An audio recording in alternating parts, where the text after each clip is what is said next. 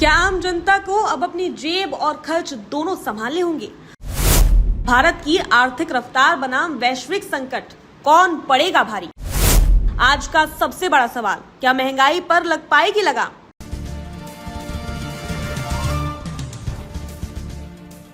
नमस्कार, मैं आपके साथ शालिनी। आप देख रहे हैं सबसे तेज, सबसे पहले सर्वाधिक खबरों वाला channel India 24 news express live. चलिए बढ़ते हैं इस वक्त की बड़ी खबर की ओर। दुनिया इस वक्त एक बहुत बड़े भू राजनीतिक और आर्थिक संकट से जूझ रही है। पश्चिम एशिया का तनाव और स्ट्रेस ऑफ हॉर्मुज में थमी सप्लाई चेन ने भारतीय अर्थव्यवस्था के सामने एक बहुत बड़ी चुनौती खड़ी कर दी है। एक तरफ महंगाई की चौतरफा मार है तो दूसरी तरफ देश की आर्थिक रफ्तार को बनाए रखने का भारी दबाव। प्रधानमंत्री नरेंद्र मोदी ने संकट से निपटने के लिए नागरिकों और कॉरपोरेट जगत से कुछ बेहद कड़े और चौंकाने वाले आह्वान किए हैं। लेकिन सवाल यह है कि इस योजना का भारतीय बिजनेस, उद्योगों और सीधे आपकी जेब पर क्या असर होने वाला है। इसी गंभीर स्थिति का सटीक और तीखा विश्लेषण करने के लिए आज हमारे साथ व्यापार और उद्योग जगत की एक ऐसी हस्ती जुड़ रही है जिसका कॉरपोरेट गवर्नेंस और भारतीय उद्योगों में पिछले 26 वर्षों का एक विशाल और बेदाग अनुभव है।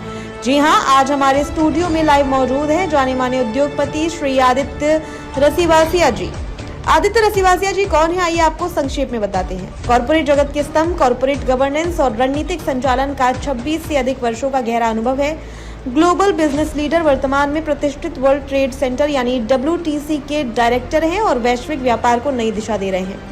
औद्योगिक विशेषज्ञ, चांद्री वैक्स स्पेशलिटीज प्राइवेट लिमिटेड के डायरेक्टर के रूप में देश के मैन्युफैक्चरिंग सेक्टर का नेतृत्व कर रहे हैं। इसके साथ ही आप wax India group, Assam would products और कृष्णा वैक्स जैसी दिग्गज कंपनियों में अपनी महत्वपूर्ण भूमिका निभा चुके हैं।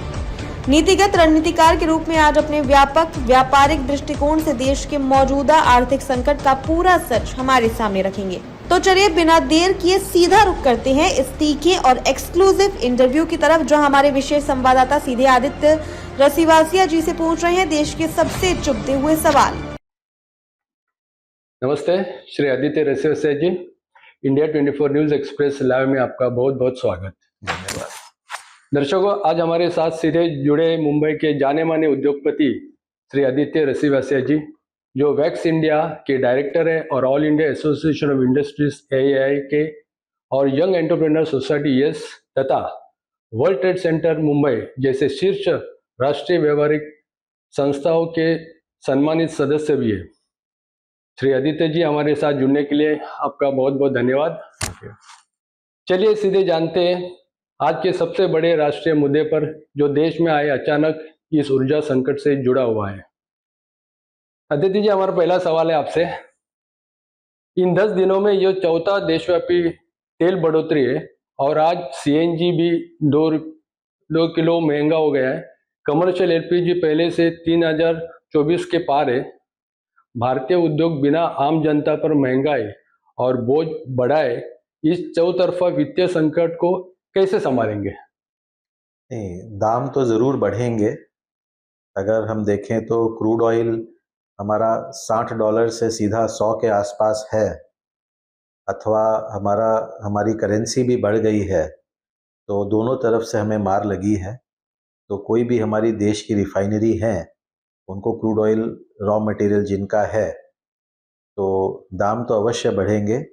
और भारत सरकार बहुत सुलझे हुए तरीके से बहुत धीरे धीरे रेट्स बढ़ा रही हैं। जैसे आप देखें कि इंडस्ट्रियल डीजल का रेट उन्होंने 25% पहले ही बढ़ा दिया था, और अब जो डोमेस्टिक डीजल है जो हमारे ट्रांसपोर्ट में यूज़ होती है, उसका रेट एक फेज़ वाइज बढ़ा रही है और इंतज़ार कर रही है कि कब दाम गिरें तो हमें और ना बढ़ाना पड़े। तो जो 8 रुपए की बढ़ोतरी हुई है, वो बहुत सुलझे हुए तरीके से भारत सरकार इसे हैंडल कर रही है। जहाँ तक कमर्शियल LPG का सवाल है, जी हाँ, हमारे रेस्टोरेंटर भाइयों को उससे बहुत तकलीफ हो रही है। और बहुत सारे बॉम्बे में वर्किंग क्लास ऐसी है जिनका खाना अक्सर लंच ऑफिस आवर्स में जो होता है वो बाहर ही होता है, तो कुछ कॉस्ट पे उनके भी फर्क पड़ा है। लेकिन उन्होंने भी बहुत समझदारी से अपनी मेन्यू में कुछ फेर बदल करके, जिन चीज़ों में गैस ज़्यादा लगती है वो ना बना के, जिन चीज़ों में गैस कम लगती है उन चीज़ों को लेकर और बहुत अच्छे तरीके से आगे बढ़ रहे हैं। पूरा देश हमारा जो है हमारी सरकार के साथ है। ये एक आर्थिक संकट है और हम मिलकर इसे सॉल्व करेंगे। अच्छा, हमारा दूसरा सवाल ऐसा है, इस संकट की असली जड़ पश्चिम एशियाई का भू राजनीतिक तनाव और स्ट्रेट ऑफ हॉर्मुज़ में सप्लाई बाधित होना है। तेल और गैस की कीमतें का बोझ सीधे जनता और उद्योगों पर डालना के बजाय केंद्र सरकार को घरेलू बाजार को सुरक्षित करने के लिए तुरंत क्या कदम उठाने चाहिए? इसे मेरी समझ में 2 हिस्सों में बांटना चाहिए। एक जो तुरंत हमें जो करना चाहिए, भारत सरकार ने कुछ निर्णय लिए हैं, जैसे उन्होंने अपनी एक्साइज ड्यूटी को पूरी तरह माफ़ कर दिया है, टैक्स डीजल पेट्रोल पे पूरी तरह माफ़ कर दिया है ताकि इम्पैक्ट हाउस होल्ड पे इनकम इम्पैक्ट मिनिमम आए। तो भारत सरकार जो कर रही है बहुत अच्छा कर रही है और हम उम्मीद करेंगे कि हमारी राज्य सरकार भी इस तरफ कुछ कदम उठाए, हमारा जो वैट है डीजल पेट्रोल पे वो कम करे, अथवा जो हमारी एलपीजी और सीएनजी पे भी जो टैक्स है लोकल, उस पे किसी प्रकार का कुछ कमी नहीं की है। हम दरखास्त करेंगे सरकार से कि हमारी सीएनजी और एलपीजी पे भी कुछ टैक्सेस कम करें ताकि आम लोगों पे इसका इम्पैक्ट मिनिमम आए। और इसका दूसरा फेज है कि हमारा जो ईरान गैस पाइपलाइन के बारे में जो बात चल रहा है, जो पाकिस्तान के थ्रू आती है, उस पे जल्द से जल्द हम उस पे एक्शन लेके उसे पूरा करें। पाकिस्तान के साथ जो समझौता करना है और जो हमारा चाइना ऑक्यूपाइड कश्मीर में भी कुछ हिस्सा उसका आ रहा है, जो वाया कश्मीर हमारे नॉर्थ इंडिया में आएगा, उससे स्ट्रेट ऑफ हॉर्मुज की ज़रूरत ही नहीं पड़ेगी, हमारा सारा गैस वाया पाइपलाइन आ जाएगा। उस पर काम करें। जी, नमस्ते सर, हमारा पहला सवाल ऐसा है, इन 10 दिनों में जो चौथी देशव्यापी तेल बढ़ोतरी है और आज सीएनजी भी ₹2 किलो महंगा हो गया है, कमर्शियल एलपीजी पहले से 3024 के पार है, भारतीय उद्योग बिना आम जनता पर महंगाई का बोझ बढ़ाए इस चौतरफा वित्तीय संकट को कैसे संभालेंगे? भारत सरकार बहुत सुलझे हुए तरीके से इस आर्थिक संकट को सॉल्व कर रही है। अगर आप हमारे पड़ोसी देश को देखेंगे तो वहाँ पर आर्थिक संकट कई गुना ज़्यादा है। और अगर आप देखेंगे कि क्रूड ऑयल $60 से 100 के आसपास है, करीब करीब 45% क्रूड ऑयल के रेट बढ़ गए हैं और हमारी डॉलर भी हमारा रुपया भी गिर गया है, डॉलर भी महंगा हो गया है। तो इसके कारण हमारी कॉस्ट ऑफ रॉ मटेरियल बढ़ गई है। तो भारत सरकार ने केवल 8% ही पब्लिक को पास ऑन किया है, बाकी खुद अब्जॉर्ब किया है टैक्सेस कम करके। तो भारत सरकार के निर्णय बहुत उम्दा है और सही दिशा में है, मैं यही कहूँगा। लेकिन हम जो नागरिक हैं उन्हें सरकार के साथ मिल के चलना है, ट्रैवल कम से कम करना है, जहाँ तक हो सके जूम मीटिंग करें या बिना ट्रैवल काम चले तो वो करना चाहिए।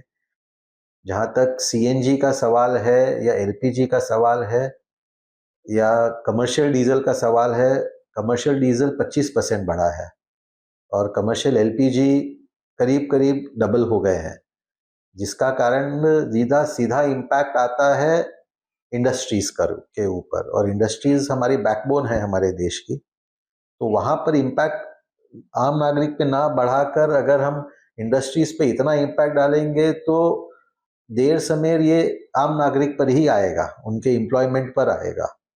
तो इसे भी सरकार को देखना चाहिए, इंडस्ट्रीज के ऊपर इतना ज़्यादा इम्पैक्ट ना दे कि कॉस्ट ऑफ प्रोडक्शन इतनी बढ़ जाए कि आदमी कमा ही ना सके और लॉस में चला जाए।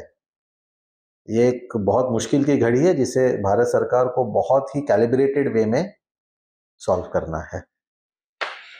रात की बात यह है कि घरेलू रसोई गैस ₹912 पर स्थिर है, लेकिन आज की सीएनजी बढ़ोतरी और 3024 कमर्शियल गैस छोटे ट्रांसपोर्टर्स और होटलों को बंद कर देगी। एमएसएमई को बचाने के लिए आप सरकार से टैक्स से एक्साइज ड्यूटी में कितनी कटौती की मांग करना चाहेंगे? ये मिलजुल के हमें इसको सॉल्व करना होगा। तो एक बार के लिए तो सरकार को मैक्सिमम रियायत देनी चाहिए कंज्यूमर्स को, क्योंकि हर तरह से इम्पैक्ट पड़ता है। जब कमर्शियल गैस बढ़ता है तो कैपिटल गुड्स में सबसे ज़्यादा इम्पैक्ट पड़ता है, हमारे प्रोजेक्ट्स रुक जाते हैं, जिसके कारण बहुत सारे कॉस्ट बढ़ती है, बेरोजगारी पर भी इम्पैक्ट आता है। तो एक बार के लिए, और जहाँ तक हमें लगता है और कैसे बड़े बड़े उद्योगपतियों ने भी कहा है कि ये महीने 2 महीने से ज़्यादा की तकलीफ नहीं है, तो हम ये सोच करके भी 2 महीने तक अगर हो सके तो भारत सरकार इसमें मैक्सिमम रियायत दे। बाकी वो अपने आंकड़े हमसे बेहतर समझती है और जो निर्णय वो ले रहे हैं देश के हित में अच्छा निर्णय ले रहे हैं। बट मैं एक और चीज़ इस माध्यम से कहना चाहूँगा कि डोमेस्टिक एलपीजी अथवा डोमेस्टिक डीजल का मिसयूज इंडस्ट्रीज में ना हो, क्योंकि गैप बहुत ज़्यादा है। इस पर सरकार को कुछ कदम उठाएं, थोड़ी विजिलेंस बढ़ाएं, ताकि डोमेस्टिक एलपीजी डोमेस्टिक में यूज़ हो, तो इससे पिल्फरेजेस भी कम होंगे, अथवा थोड़ा सा जो आम आदमी है उनको रेट्स जल्दी ना बढ़ेंगे। नहीं तो होता क्या है कि क्योंकि गैप इतना ज़्यादा है, पिल्फरेजेस शुरू हो जाते हैं। जी, इससे जुड़ा हमारा दूसरा सवाल ऐसा है कि प्रधानमंत्री जी ने फॉरेक्स रिजर्व बचाने के लिए वर्क फ्रॉम होम और सोने की खरीदी टालने की अपील कर रहे हैं। एक बिजनेसमैन के तौर पर क्या आप इसे एक व्यवहारिक माध्यम मानते हैं, या इसे देश की आर्थिक रफ्तार धीमी हो जाएगी? नहीं, प्रधानमंत्री ने बहुत अच्छी अपील की है लोगों से, और शायद दूसरे प्रधानमंत्री हैं जिन्होंने सीधे सीधे अपनी जनता से बात करके एक अपील की है। नहीं, लाल बहादुर शास्त्री जी ने सबसे कहा था जब आर्थिक संकट उस वक्त आई थी कि भारत का हर नागरिक अगर एक दिन अगर व्रत करे हफ्ते में, तो हमें अनाज की कमी नहीं होगी। हमें इसे उसी, और पूरे भारत ने उनका साथ दिया था। तो ये अपील, प्रधानमंत्री की इस अपील को हमें उसी रूप में देखना चाहिए, और एक हाथ से ताली नहीं बजती, तो जनता को और सरकार को साथ में ही इस संकट को पार करना है। तो जितना हो सके सोना कम खरीदें, ट्रैवल कम करें, जूम से मीटिंग करें, जहाँ तक हो सके कारपूल करें। ये सभी स्टेप्स जो लेने हैं हमें लेने चाहिए, इसमें कोई दो राय नहीं है। जी, हमारा आखिरी सवाल, जबकि आप मुंबई में स्थित है इसलिए, लोकल टैक्स के चलते मुंबई में पेट्रोल 111 के पार हो चुका है। क्या यह दोहरा झटका महाराष्ट्र को देश के सबसे बड़े इकोनॉमिक हब के रूप में नुकसान करेगा क्या? और अंत में देश के व्यापारियों और आम जनता को आप क्या अपील करेंगे? पेट्रोल के प्राइजेस से बहुत ज़्यादा इम्पैक्ट नहीं आएगा, क्योंकि ये ज़्यादातर 4 व्हीलर पैसेंजर व्हीकल में ही यूज़ होती है। ज़्यादा इम्पैक्ट आएगा डीजल के प्राइजेस, सीएनजी के प्राइजेस से, जो ट्रक्स में अक्सर यूज़ होती है, जिससे ट्रांसपोर्टेशन होती है। हमारी सब्जियां, फल सब्जियां, अनाज महंगा हो जाता है, या डे टू डे कम्यूटेशन महंगा हो जाता है। इस पेट्रोल की प्राइजेस बहुत ज़्यादा इम्पैक्ट नहीं करेगी। हालांकि मैं नहीं करूँगा कि बिल्कुल इम्पैक्ट नहीं करेगी, कुछ इम्पैक्ट करेगी।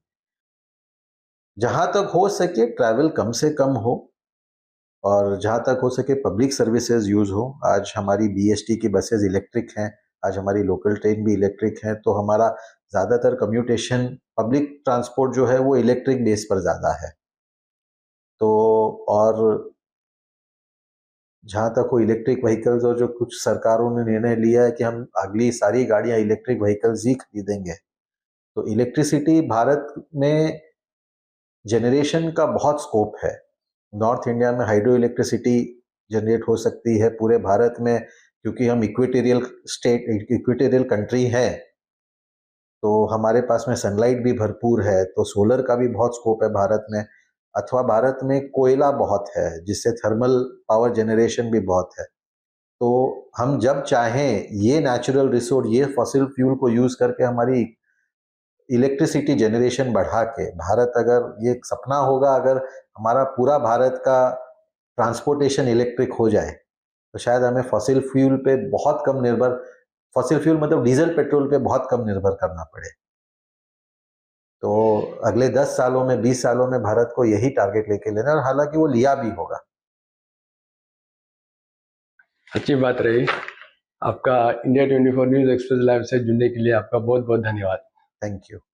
ताजा खबरों के लिए India 24 news express live channel को सब्सक्राइब जरूर करें, साथ ही बेल आइकन दबाना न भूलें।